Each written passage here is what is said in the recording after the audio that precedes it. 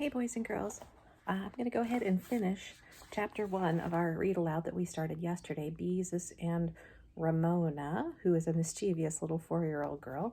And when we left off, if you remember, Ramona and Beezus were at the library picking out a new book for Ramona, and Ramona was insistent that she knew how to write her name, and she scribbled this on the line of the library card and insisted that that was her name when she wrote it. But of course, we know that's not how you write your name, but for Ramona, that's how she did it. So she was checking out a new book. I think it was Big Steve, the Steam Shovel, and taking that home to read. So that's where we left off. Okay, it says, "How would you like me to show you how to really write your name?" Beezus asked. "Okay," said Ramona. Beezus found pencil and paper and wrote Ramona in large, careful letters at the top of the paper. Ramona studied it and said, "I don't like it." "But that's the way your name is spelled," said Beezus. "It didn't make dots and lines," she said. She grabbed the pencil again and wrote in her big scribbles. "But Ramona, you don't understand," she said. Beezus took the pencil and wrote her own name on the paper. "You've seen me write Beatrice, which has an I and a T in it, like that. You don't have an I or T in your name because it's not spelled that way." Ramona looked skeptical. She grabbed the pencil again and furiously scribbled, making lots of I's and T's and dots and lines. "That's my name because I like it," she said. "I like to make dots and lines." Lying flat on her stomach on the floor, she proceeded to fill the paper with I's and T's. "But Ramona, nobody's name is spelled with just..." But then Beezus stopped. What was the use? Trying to explain spelling and writing to Ramona was too complicated. Everything became more difficult. Well, if Ramona was happy thinking her name was spelled with I's and T's, then she could just go ahead and think that. The next 2 weeks were fairly peaceful. Mother and Father soon tired of tooting and growling, and like Beezus, they looked forward to the day Big Steve was due back at the library. Father even tried to hide the book once, but Ramona found it. Beezus was happy that one part of her plan had worked. Ramona had forgotten about the littlest steam shovel now that she had a better book. On her second trip to the library, perhaps Miss Evans could find a book that would make her forget steam shovels entirely. As for Ramona, she was perfectly happy. She had 3 people to read aloud a book that she liked, and she spent much of her time covering sheets of paper with I's and T's. Sometimes she wrote in pencil or crayon, and one time she wrote in ink. Finally, to the relief of the rest of the family, the day came when Big Steve was to be returned. "Come on, Ramona," said Beezus. "It's time to go to the library for another book." I have a book," said Ramona, who was lying on her stomach, writing her version of her name on a piece of paper with purple crayon. "No, it belongs to the library," said Beezus, glad for once Ramona couldn't possibly get her own way. "But it's my book," said Ramona. "Beezus is right, dear," said Mother. "Run along and get Big Steve." Ramona looked sulky. That means like she's pouting. But she went to her room, and in a few minutes she appeared with Big Steve in her hand. "It's my book," she said. "I wrote my name in it." Mrs. Quimby looked alarmed. "What do you mean, Ramona? Let me see." She took the book and opened it. Every page in the book was covered with enormous purple I's and T's and Ramona's very best handwriting. "Mom," cried Beezus, "look what she's done, and it's in crayon, so it won't erase." "Ramona Quimby," said her mother, you did something wrong. Why did you do that?" "But it's my book," she said. "I like it." "Mom, what am I going to do?" said Beezus. "It's checked out on my card, and I'm responsible. They won't let me take any more books out of the library. I won't have anything to read. It'll be all Ramona's fault. This is not fair. She always spoils all of my fun." "I do not spoil your fun," stormed Ramona. "You have all the fun. I can't read, and it's not fair." Ramona's words ended in a howl as she buried her face in her mother's skirt. "I couldn't read when I was your age either, and I didn't have someone to read to me all the time, so it is fair," said Beezus. "You always get your own way because you're the youngest." "I do not," said Ramona, "and you don't read all the time. You're mean." "I'm not mean," said Beezus. "Children," said their mother. "Stop that, both of you. Ramona, you were not supposed to write in your book.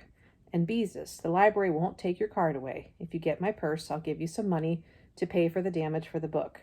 Take Ramona along with you and explain what happened, and the librarian will tell you how much you had to pay." Oh, there's Ramona, look. She scribbled. So when we borrow books from the library, do we write in them? No, of course not, because we're borrowing them, right? And we have to take good care of them, and then we return them afterwards. Ramona obviously did not realize this and thought the book was hers and proceeded to scribble all those I's and T's. Yikes. This made Beezus feel a little better. Ramona pouted all the way to the library, but when they got there, Beezus was very pleased to see that Miss Evans, the children's librarian, was sitting behind the desk. Miss Evans was the kind of librarian who understood about little sisters. "Hello, Beatrice. Is this your sister I've heard so much about?" Beezus wondered what Miss Evans had heard about Ramona. "Yes," she said. Miss Evans, she—" "I was a bad girl," interrupted Ramona, smiling at the librarian. "Oh, were you?" said Miss Evans. "What did you do?" "I wrote in a book," said Ramona, not the least bit ashamed. "I wrote in purple crayon, and it will never, ever, ever, ever, ever come out." Embarrassed, Beezus handed Miss Evans Big Steve the steam shovel. Mom gave me the money to pay for the damage," she explained. The librarian turned the pages of the book. "Well, you didn't miss a page, did you, Ramona?" "No," said Ramona, who was quite pleased with herself. "And it will never, never, never—" "I'm very sorry," interrupted Beezus. "After this, I'll try to keep our library books where she can't reach them." Miss Evans consulted a file of little cards in her drawer. "Since every page in the book was damaged and the library can no longer use it, I'll have to ask you to pay for the whole book. I'm sorry, but this is the rule. It will cost $2.50. Wow, thought Beezus. What a lot of things that would have bought, she thought. She pulled out $3 bills and handed them to Miss Evans and got her change. Miss Evans took a rubber stamp and stamped something inside the book. By twisting her head around, Beezus could see that it said discarded. "There," she said. "You've paid for it. Now it's yours." Beezus stared at the librarian. "You mean to keep?" "That's right," said Miss Evans. Ramona grabbed the book. "It's mine. I told you it was mine." And she turned triumphantly. "You said people didn't buy books at the library, and now you just bought one." "Buying a book and paying for a damaged one is not the same," Miss Evans pointed out to Ramona. Beezus could see that Ramona did not care. The book was hers. It was paid for, and she could keep it. And that's not fair, thought Beezus. Ramona shouldn't get her own way when she had broken the rules. "But Miss Evans, if she spoils a book, she shouldn't get to keep it. And every time she finds a book like this, she will—" Beezus didn't go on. She knew very well what Ramona would do, but she wasn't going to say it out loud. "I see what you mean," Miss Evans said. "Give me the book, Ramona." Doubtfully, Ramona handed her the book. "Ramona, do you have a library card?" Ramona shook her head. Then Beezus must have taken the book out on her card, so the book belongs to Beezus. Why, of course. Why hadn't she thought of that? Thought Beezus. It was her book, not Ramona's. "Oh, thank you," said Beezus gratefully. As Miss Evans handed the book to her, she could do anything she wanted with it. For once, Ramona didn't know what to do or say. She scowled. Scowl means frown, right? Kind of like a frown and a pout together. And looked as if she were about to throw a temper tantrum. "You have to read that to me," she said at last. "Not unless I feel like it," said Beezus. "After all, it is my book," she couldn't resist adding. "That's not fair." Ramona looked as if she were about to howl. "It is too fair," said Beezus calmly. "And if you have a tantrum, I will not read this book to you at all." Suddenly, as if she had decided Beezus meant what she said, Ramona stopped scowling. "Okay," she said cheerfully. Beezus watched her carefully for a minute. Yes, she really was being agreeable, thought Beezus, with a great feeling of relief. And now that she did not have to read Big Steve unless she wanted to, Beezus felt she would not mind reading it once in a while. "Come on, Ramona," she said. "Maybe I'll have time to read it to you before Father comes home." "Okay," said Ramona happily as she took Beezus's hand. Miss Evans smiled at the girls as they started to leave. "Good luck, Beatrice," she said, and they walked out. All right, that was the end of Chapter 1. A little shorter read aloud than yesterday. Chapter 2 is called Beezus and Her Imagination. I'll just start this chapter. I'll read the first 2 pages, and then we'll start with that again tomorrow. Beezus and Ramona both looked forward to Friday afternoons after school. Beezus, because she attended the art class in the recreation center at the park, and Ramona because she was allowed to go to the park with Beezus and play in the sand pile until class was over.